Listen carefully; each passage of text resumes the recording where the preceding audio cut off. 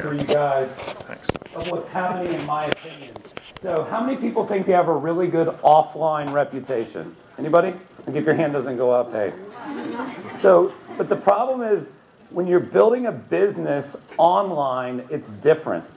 And what I would argue is that you guys know about picking up real estate and selling land, right? Well, you need to be building a business on the web now. And the problem is there's a lot of people doing it right, but most people are doing it wrong. So what I want you guys to visualize is when you see somebody like the Good Life team, when you see that they have this and this and this, Christina Wise is not tech savvy. She's not techie, but she understands that consumers are changing the way they choose who to hire. So she's taking her online business as serious as her offline business. So if you think about that, she's built a skyscraper and she's already on like floor 30. And she's doing like fixtures, okay? A lot of people in the room haven't broken ground yet. Does that make sense?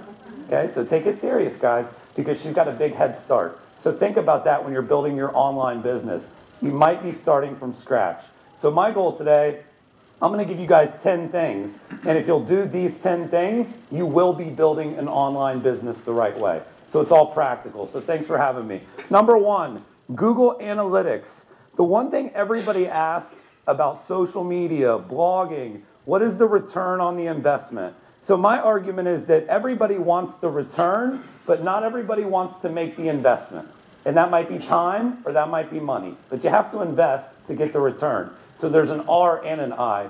This is a screenshot from my blog, and it just basically breaks down where is the traffic on the internet coming from. So your website or your hub, that is where you win or lose on the web. The more people that go to your site, the more people you convert to leads and appointments. Simple as that. So if we look at that data, in the last 30 days, 21,500 people started in Facebook and ended up on my site. So how did that happen? Well, I have links in Facebook. So picture the whole country, they're waking up and they're going to Facebook. If you have valuable content and links there, they'll leave and they'll go to your site. As simple as that. But if you look at the other numbers and you look at Google Organic, 9,000 people a month are searching in the search engines and finding my site. So you have to kind of be doing a lot of these little things. How many people in the room right now do not use Google Analytics at all? Be honest, you guys. Like a lot of the room, 50%. So if you're not tracking how many visitors, where they're coming from, what pages are they looking at, what buttons are they pressing, you have to track the data. That's important to know the ROI. So Google Analytics, it's free. It goes on your mobile. So if you have a BlackBerry, if you have an iPhone, iPad, Android, you can check all these great statistics from your mobile device anytime. You have to track, you guys. It's huge. Testing, tracking, looking at the data. So Google Analytics. Number two, a lot of people have talked about video today. A couple other speakers have mentioned video. I'm just going to go really practical. You need to be doing maybe one or two of these four things. There's four ways, in my opinion, to leverage video. One is blogging. And when you talk about blogging and video blogging, that's not for everybody. Where's my man Carlos? Is he still here? He's good at it, right? He's natural on the camera. That's not going to be an option for the whole room. But the rule of thumb is if you have 3 or more times that someone has asked you a question offline, you might want to create a video and answer that question online. So has anybody ever been asked, who pays closing costs? Anybody? Okay. So why not have that answer on your website? That makes sense? And it's better if it's a video than if it's written, because people on the internet, they don't even like to read. They like to look at pictures and videos. The other one would be testimonials. The data on peer recommendations is pretty interesting. 14% of consumers trust ads. 90% of consumers trust what their peers say. Does that make sense? So I'll buy the book if a lot of people gave it a good grade. I don't even know those people on Amazon. But if it has 3 stars, 2 stars, I'm not buying the book, right? So testimonials is simple. Ask your clients if they would take 90 seconds to 2 minutes and look in the camera and say that you did a good job. And then on your website, you need a button that says, don't ask me, ask them. And when they click, they can watch all those client testimonials.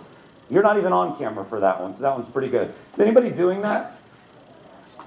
Do that. No one's doing it. Dreamtown.com has some of the best examples of video testimonials in real estate. Video tours. How many people got into the industry because they were good at editing video? Anybody? Honestly. So editing and kind of the narration and the transitions and the voiceover, that's the hard part of doing video tours. And we're talking about full HD video, not virtual, video tours. There's a company called hdhat.com. You go out to the property and you get the video and you upload it to them and you don't do anything else. And for $40, you get it back and it's done.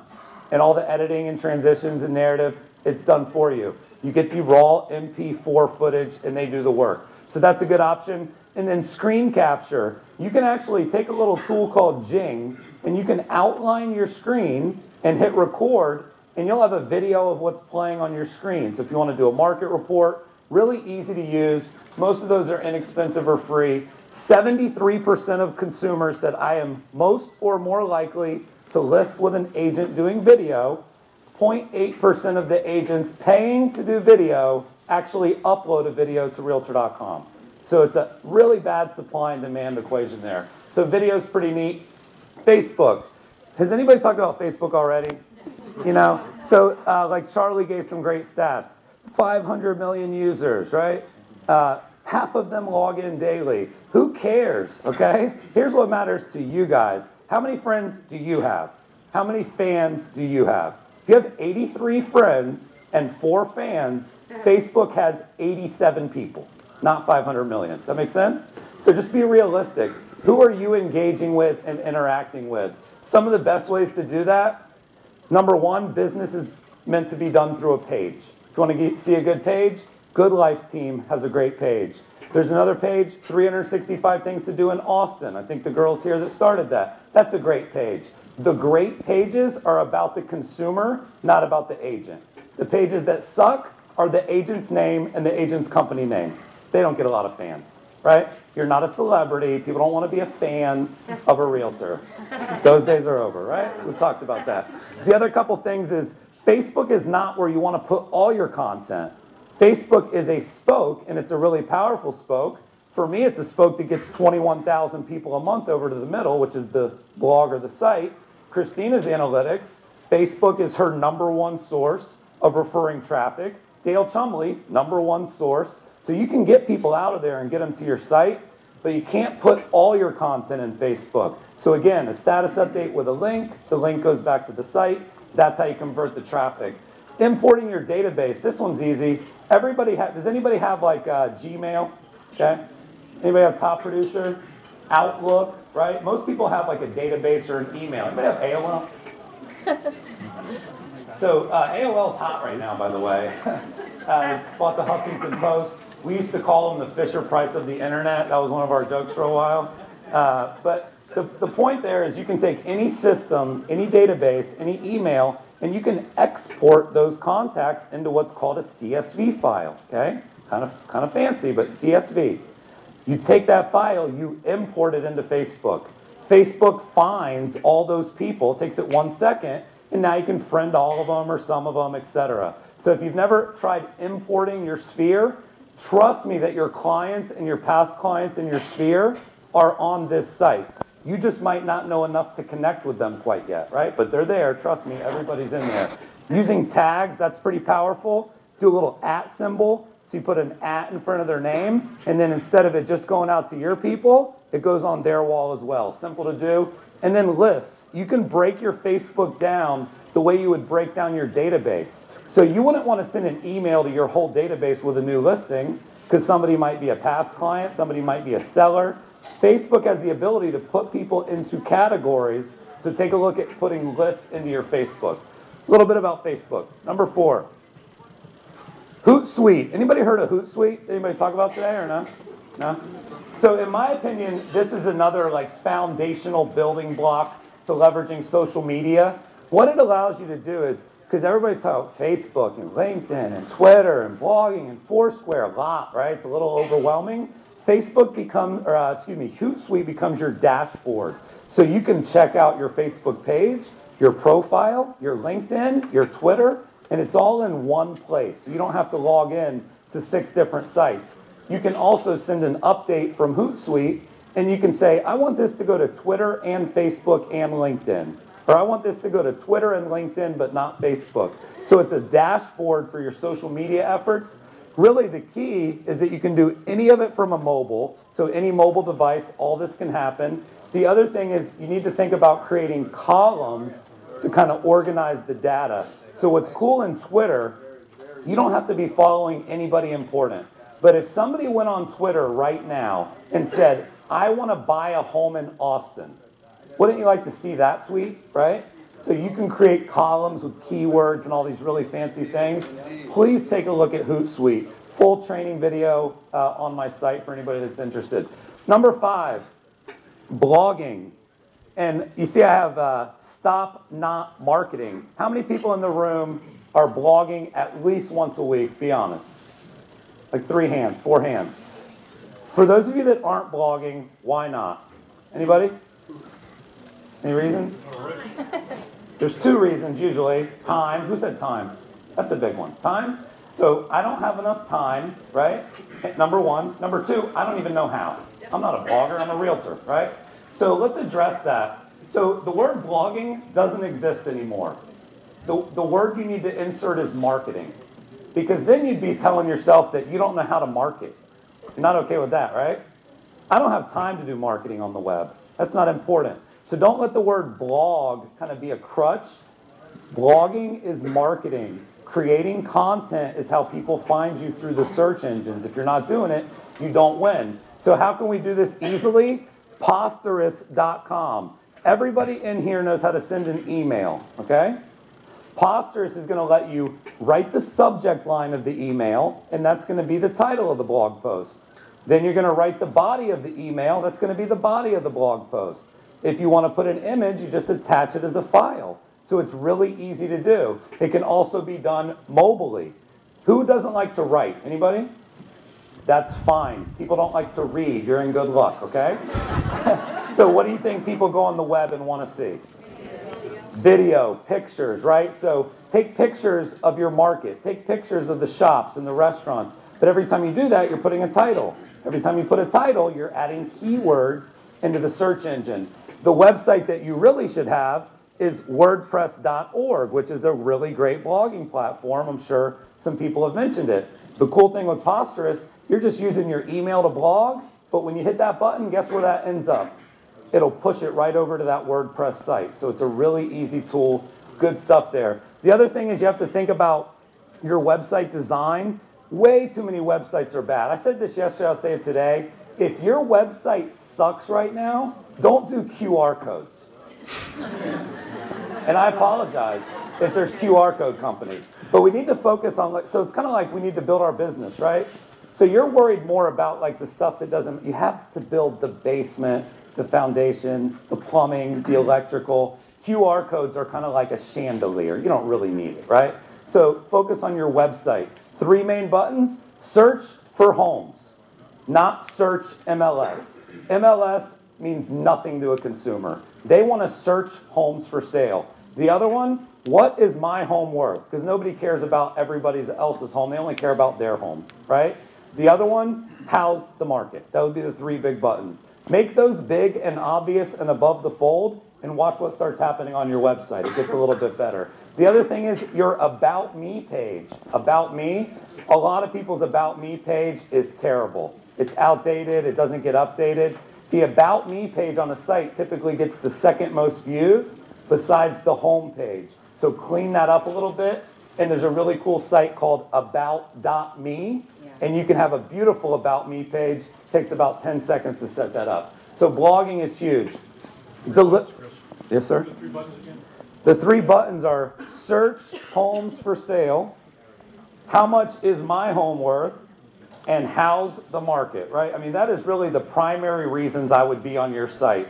The other thing I would really advise you guys do, if you have your big picture and your big headshot right up in that header, my advice is to take it away. If you want to know why, see me at the booth, right? I mean, people don't go to the web looking for salespeople. They go looking for info. Christina, when I met her, had her picture in the header, and then it went away, right? She took it away because she realizes things are changing, so she's adapting.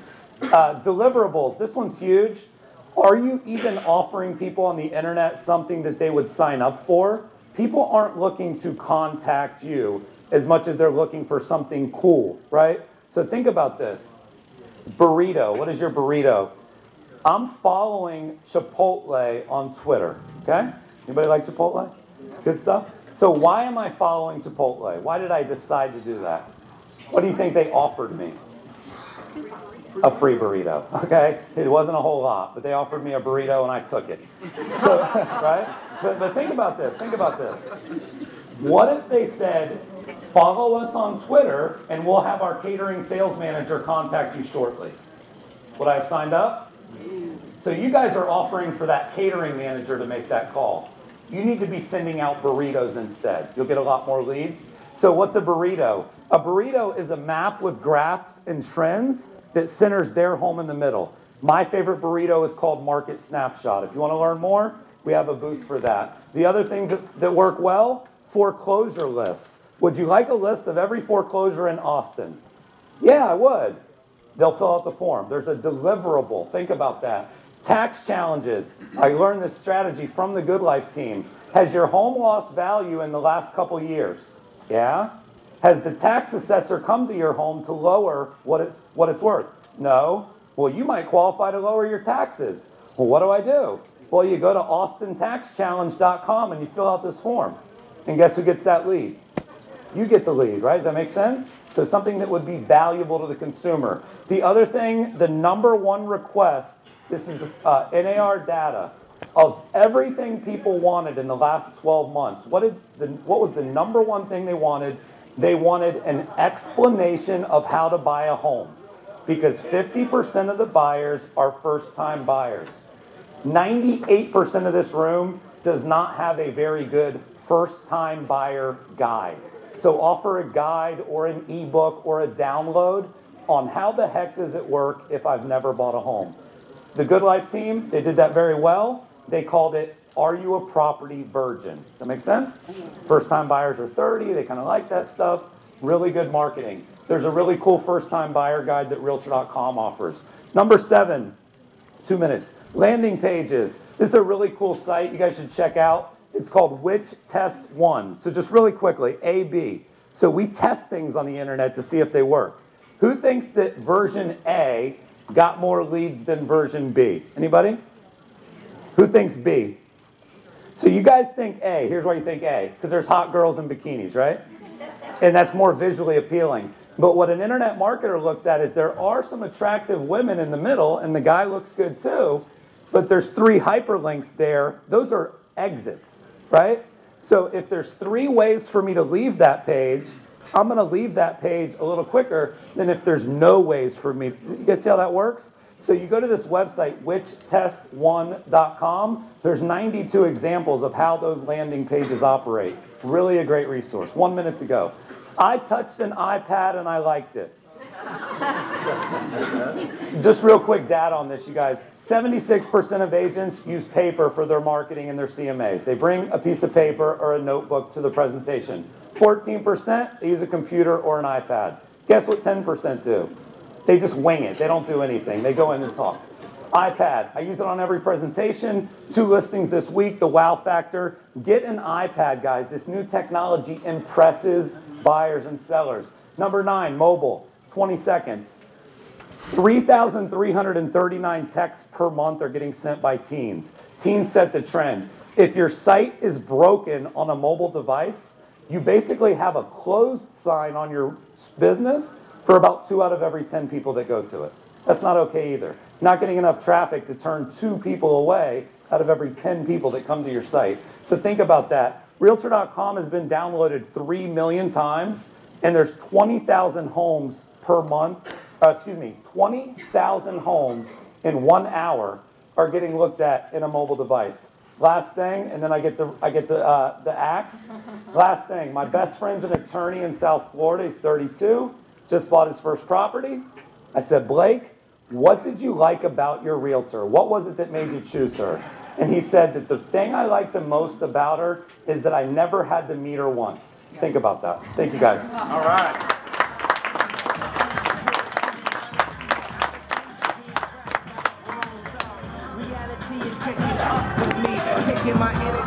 fighting for custody.